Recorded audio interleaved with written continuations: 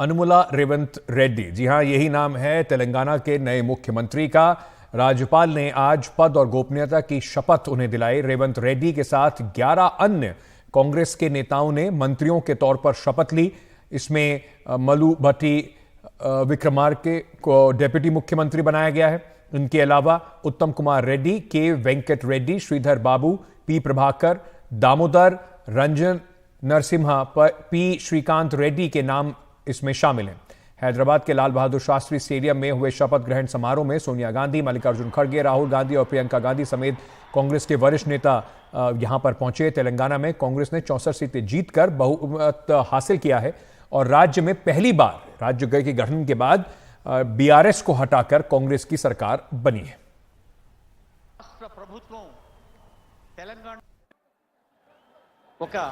रेवंत रेड्डी ने तेलंगाना के दूसरे मुख्यमंत्री के तौर पर शपथ लिया है और उसके तुरंत बाद उन्होंने कहा कि वो किस तरह से केसीआर सरकार से अलग होंगे। पहली बात उन्होंने ये कही कि मेरी जो सरकार होगी वो प्रजा की सरकार है, यानी कि लोगों की सरकार है, जनता की सरकार है और इसलिए कोई भी तेलंगाना के उत्तर से हो, दक्षिण से हो, पूरब से हो, पश्चिम से हो, मेरे पास आकर अपनी बात कह सकता है और इसलिए उनके लिए मेरे दरवाजे हमेशा खुले रहेंगे। रेवंत रेड्डी कभी भी गवर्नमेंट में नहीं रहे हैं, हमेशा अपोजिशन पार्टी में रहे हैं, तो उनके लिए पहली बार होगी कि वो सरकार में हैं और मुख्यमंत्री के पद पर एडमिनिस्ट्रेटिव या मिनिस्टीरियल एक्सपीरियंस के बिना आ रहे हैं। लेकिन वो कहते हैं कि जो कांग्रेस की जो गारंटीज हैं उनको फुलफिल करने की कोशिश रेवंत रेड्डी करेंगे। उनके लिए दो और चुनौतियां हम बता सकते हैं। एक तो ये कि कांग्रेस की गारंटियां फुलफिल करने के लिए जो पैसे चाहिए होंगे उनको कैसे जुटा पाएंगे, क्योंकि 2024 में ही चुनाव आने वाले हैं लोकसभा के और तब तक उनको ये बताना होगा कि जो हम कहते हैं वो करके भी दिखाते हैं।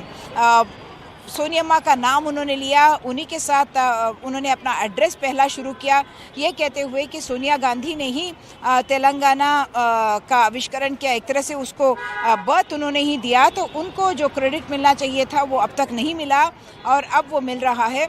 दूसरी बात, कांग्रेस के लिए ये चुनौती है कि हैदराबाद के इलाके में उनका कोई विधायक नहीं है, विधायक चुन के नहीं आए हैं। 15 अगर सीट है यहाँ पे तो 7 बीआरएस के पास है, 7 एमआईएम के पास है और 1 भाजपा के पास है, तो उनको कोई टैलेंट यहाँ पे इंडक्ट करना होगा एमएलसी के तौर पे या फिर किसी और पार्टी से अगर विधायक मूव करने के लिए तैयार है। ये भी बातचीत चल रही है, अगर वो होता है तो वो उनके पास हैदराबाद के लिए भी एक चेहरा रहेगा। इसके अलावा मुसलमान चेहरा उनके पास नहीं है। मोहम्मद शब्बीर जो एक आला नेता है और उनको पहले वो मंत्रिमंडल में भी रह चुके हैं, वो निज़ामाबाद अर्बन से हार गए थे, लेकिन उनको मंत्रिमंडल में जगह मिलने की उम्मीद है क्योंकि वो बहुत सीनियर नेता हैं। एक उन्होंने कामारेड्डी का सीट रेवंत रेड्डी के लिए वेकेट किया था जब वो काम कर रहे थे, जब वो वहाँ से कंटेस्ट किए मुख्यमंत्री के खिलाफ।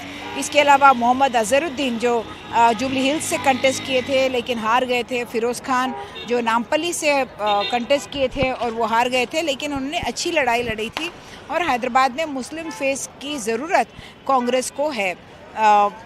अभी सबसे पहले मुख्यमंत्री अपने ऑफिस में जाएंगे और अपना जो पद है उसको एक तरह से ऑफिशियली लेंगे और उसके बाद उनकी जो नए सेक्रेटेरिएट में उनका काम शुरू हो जाएगा। उन्होंने ये भी कहा है कि जो सेक्रेटेरिएट है वो विधायकों के लिए भी बंद था अब तक, लेकिन हम अब उसके गेट लोगों के लिए भी खोल देंगे, मीडिया के लिए भी खोल देंगे। हैदराबाद से कैमरा पर्सन नागराजू के साथ कुमार सुधीर, एनडीटीवी इंडिया के लिए।